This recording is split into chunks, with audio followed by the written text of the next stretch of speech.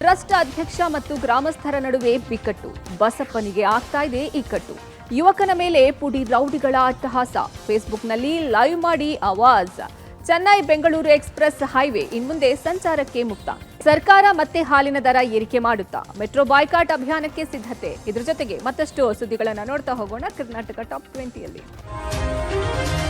ರಾಜ್ಯದ ಗ್ಯಾರಂಟಿಗಳಿಗಾಗಿ ದಲಿತ ಸಮುದಾಯದ ಅಭಿವೃದ್ಧಿಗಾಗಿ ಮೀಸಲಿಟ್ಟಿದ್ದ ಹಣಕ್ಕೆ ರಾಜ್ಯ ಸರ್ಕಾರ ಮತ್ತೆ ಕೈ ಹಾಕ್ತಾ ಅನ್ನೋ ಅನುಮಾನ ಶುರುವಾಗಿದೆ. ಈ ನಿಗಮಗಳಿಗೆ ಬಿಡುಗಡೆಯಾಗಬೇಕಿದ್ದ ಹಣದಲ್ಲಿ ಕಳೆದ ವರ್ಷ 25% ನಷ್ಟವನ್ನ ಸರ್ಕಾರ ಬಿಡುಗಡೆ ಮಾಡಿಲ್ಲ. 6 ನಿಗಮ 2 ಆಯೋಗಗಳಿಗೆ 332 ಕೋಟಿ ರೂಪಾಯಿ ಹಂಚಿಕೆ ಆಗಿತ್ತು. ಆದರೆ ಕಳೆದ ವರ್ಷ ಬಿಡುಗಡೆ ಮಾಡಿರೋದು ಕೇವಲ 88.78 ಕೋಟಿ ರೂಪಾಯಿ ಮಾತ್ರ. 2 ಆಯೋಗಗಳಿಗೆ ಮಾತ್ರ ನಿಗದಿಯಷ್ಟು ಹಣ ಬಿಡುಗಡೆ ಮಾಡಿರುವ ಸರ್ಕಾರ ಉಳಿದ 6 ನಿಗಮಗಳಿಗೆ 25% ನಷ್ಟವನ್ನ ಬಿಡುಗಡೆ ಮಾಡಿಲ್ಲ.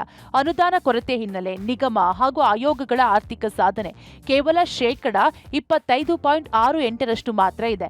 ಗಂಗಾ ಕಲ್ಯಾಣ, ಐರಾವತ ವಾಹನ, ಭೂ ಒಡೆತನ, ವಿದ್ಯಾರ್ಥಿಗಳಿಗೆ ಸ್ಕಾಲರ್ಶಿಪ್ ಹಣ, ವಿದೇಶದಲ್ಲಿ ಉನ್ನತ ವ್ಯಾಸಂಗ, ಕಿರುಸಾಲ, ಸ್ವ ಉದ್ಯೋಗಕ್ಕಾಗಿ ಆರ್ಥಿಕ ನೆರವು ಯೋಜನೆಗಳ ಫಲದಿಂದ ಸಾಕಷ್ಟು ಪರಿಶಿಷ್ಟರು ವಂಚಿತರಾಗುವಂತಾಗಿದೆ. 2024-25ನೇ ಸಾಲಿನಲ್ಲಿ ಬಿಡುಗಡೆಯಾಗಿ ಹಂಚಿಕೆ ಆಗಬೇಕಿದ್ದ ಹಣವನ್ನ ಆರ್ಥಿಕ ವರ್ಷ ಮುಗಿಯೋ ಸಮಯ ಬಂದರೂ ಸಂಪೂರ್ಣ ಹಣ ಹಂಚಿಕೆ ಮಾಡಿಲ್ಲ.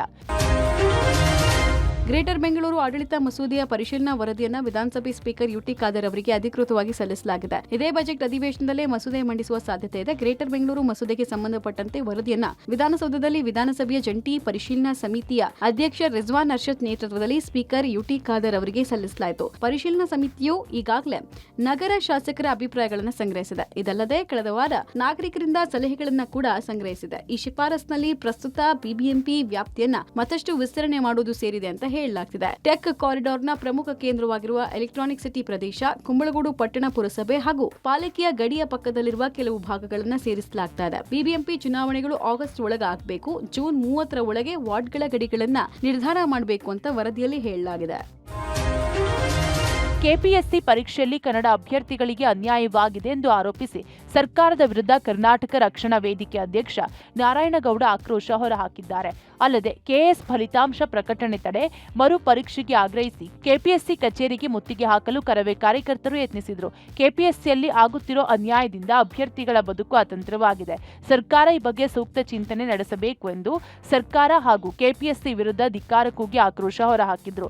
ಇನ್ನು ಕೆಪಿಎಸ್ಸಿ ಕಚೇರಿ ಮುತ್ತಿಗೆಗೆ ಯತ್ನಿಸಿದ ಕಾರ್ಯಕರ್ತರನ್ನ ಪೊಲೀಸರು ವಶಕ್ಕೆ ಪಡೆದರು.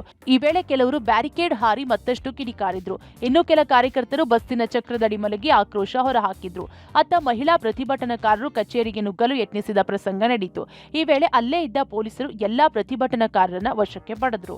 ಕೇಸಲ್ಲಿ ಪ್ರಶ್ನೆ ಪತ್ರಿಕೆಗಳನ್ನು ತಪ್ಪುಕೊಟ್ಟು 2 ಬಾರಿ ಪರೀಕ್ಷೆ ನಡೆಸಿ ಕನ್ನಡ ಮಾಧ್ಯಮದ ಅಭ್ಯರ್ಥಿಗಳಿಗೆ ಅನ್ಯಾಯ ಮಾಡಿರುವಂತಹ ಕೆಪಿಎಸ್ಸಿ ವಿರುದ್ಧ ನಮ್ಮ ಅಧ್ಯಕ್ಷ ನಾರಾಯಣಗೌಡರ ನೇತೃತ್ವದಲ್ಲಿ ಇವತ್ತು ಹೋರಾಟ ಮಾಡಿದ್ದೇವೆ.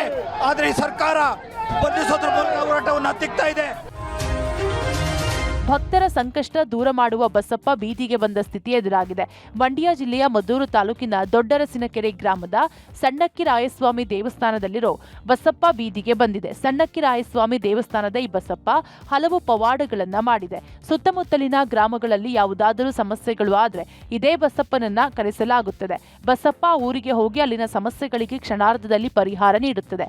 ಊರಿನ ಸಮಸ್ಯೆಗಳನ್ನು ಬಗೆಹರಿಸುವ ಬಸಪ್ಪ ಇದೀಗ ಇಬ್ಬರ ಜಗಳದಲ್ಲಿ ಬೀದಿಗೆ ಬಿದ್ದಿದೆ.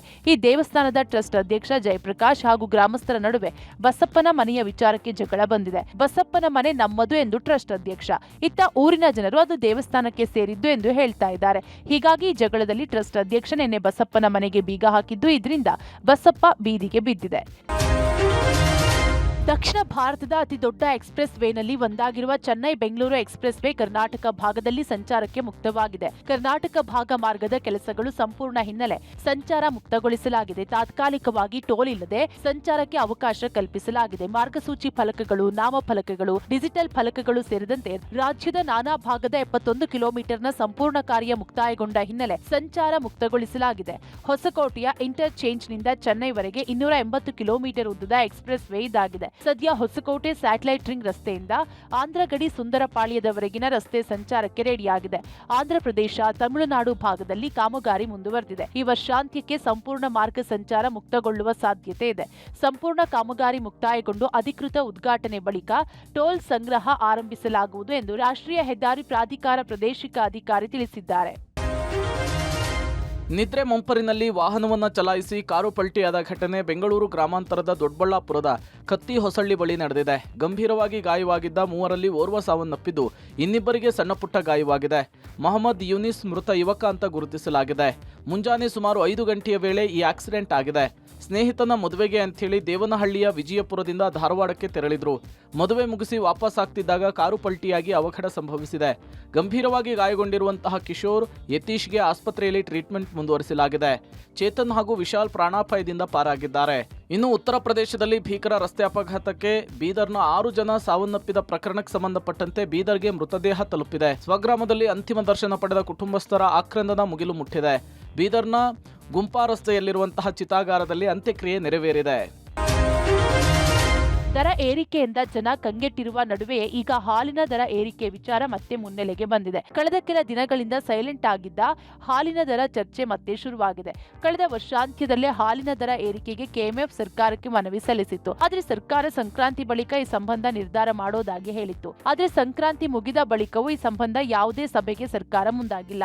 ಇದು ಒಕ್ಕೂಟಗಳ ಟೆನ್ಷನ್ಗೆ ಕಾರಣವಾಗಿದೆ. ಸದ್ಯ ಹಾಲು ಉತ್ಪಾದನಾ ವೆಚ್ಚಗಳು ಹೆಚ್ಚಾಗಿರುವ ಕಾರಣ ಶೀಘ್ರ ಹಾಲಿನ ದರ ಹೆಚ್ಚಳಕ್ಕೆ 14 ಹಾಲಿನ ಒಕ್ಕೂಟಗಳು ಪಟ್ಟು ಹಿಡಿದಿವೆ. ದರ ಏರಿಕೆ ಸಂಬಂಧ ಸರ್ಕಾರ ಕೊಟ್ಟ ಭರವಸೆಯಂತೆ ಯಾವುದೇ ನಿರ್ಧಾರಕ್ಕೆ ಬಾರದ ಕಾರಣ ಮತ್ತೊಮ್ಮೆ ಕೆಎಂಎಫ್ ಮೇಲೆ ಒತ್ತಡ ಹೇರುವ ಕೆಲಸಕ್ಕೆ ಒಕ್ಕೂಟಗಳು ಮುಂದಾಗಿವೆ. ಮತ್ತೆ ದರ ಏರಿಕೆ ಸಂಬಂಧ ಸರ್ಕಾರದ ಮುಂದೆ ಪ್ರಸ್ತಾವನೆ ಇಡುವಂತೆ ಕೆಎಂಎಫ್ಗೆ ಮನವಿ ಸಲ್ಲಿಸಿವೆ.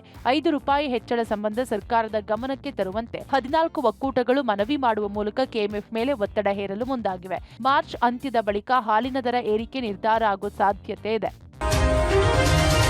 ನಮ್ಮ ಮೆಟ್ರೋ ಟಿಕೆಟ್ ದರ ಏರಿಕೆಯ ಬಗ್ಗೆ ಜನರಲ್ಲಿ ಇನ್ನೂ ಆಕ್ರೋಶ ತಣ್ಣಗಾಗಿಲ್ಲ. ಬಿಎಂಆರ್ಸಿಎಲ್ಗೆ ಆರ್ಥಿಕ ಹೊಡೆತದ ಶಾಕ್ ನೀಡಲು ವಿವಿಧ ಸಂಘಟನೆಗಳು ಮುಂದಾಗಿದ್ದು ಮೆಟ್ರೋ ಬಾಯ್ಕಾಟ್ ಅಭಿಯಾನ ನಡೆಸಲು ಸಿದ್ಧತೆ ಮಾಡಿಕೊಳ್ತಿವೆ. ಈ ನಡುವೆ ದರ ಇಳಿಕೆ ಮಾಡುವಂತೆ ರಾಜ್ಯಪಾಲರಿಗೆ ಹಾಗೂ ಸಿಎಂ ಸಿದ್ದರಾಮಯ್ಯ ಅವರಿಗೆ ಮನವಿ ಮಾಡಲು ಮೆಟ್ರೋ ಪ್ರಯಾಣಿಕರ ವೇದಿಕೆ ಮುಂದಾಗಿದೆ.